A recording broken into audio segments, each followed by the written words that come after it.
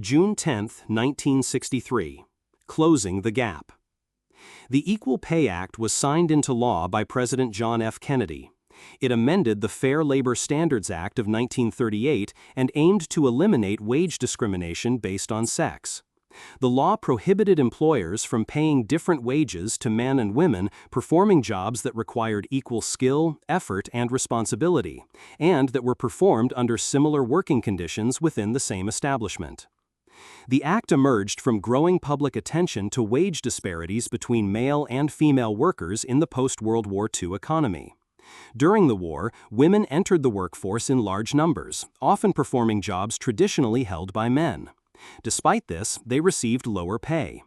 After the war, as men returned to civilian jobs, the wage gap persisted. The 1960 census showed that women earned approximately 59 cents for every dollar earned by men. This disparity drew the focus of activists and policymakers. Support for the Equal Pay Act came from labor unions, civil rights groups, and women's organizations. The Kennedy administration's Presidential Commission on the Status of Women, established in 1961 and chaired by Eleanor Roosevelt until her death in 1962, produced a report highlighting wage inequality and recommending legislative action.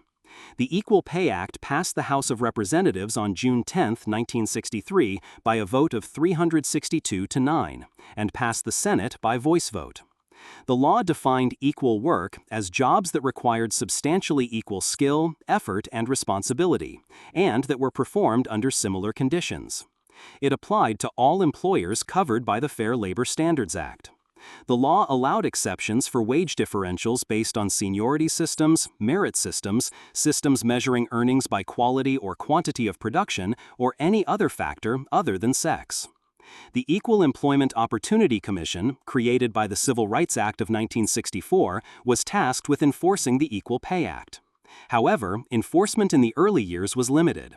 Court rulings and further legislation helped clarify and expand the Act's reach over time. For example, in Corning Glass Works v. Brennan, 1974, the U.S. Supreme Court ruled that paying male workers more than female workers for working night shifts when the work was substantially equal violated the Act. The Equal Pay Act was one of the first federal anti-discrimination laws addressing wage disparity. It preceded Title VII of the Civil Rights Act of 1964, which also prohibited employment discrimination based on sex, among other factors. While the wage gap has narrowed since 1963, the law remains a foundational statute in the fight for pay equity. Subsequent laws, such as the Lilly Ledbetter Fair Pay Act of 2009, have built upon the principles established in the Equal Pay Act.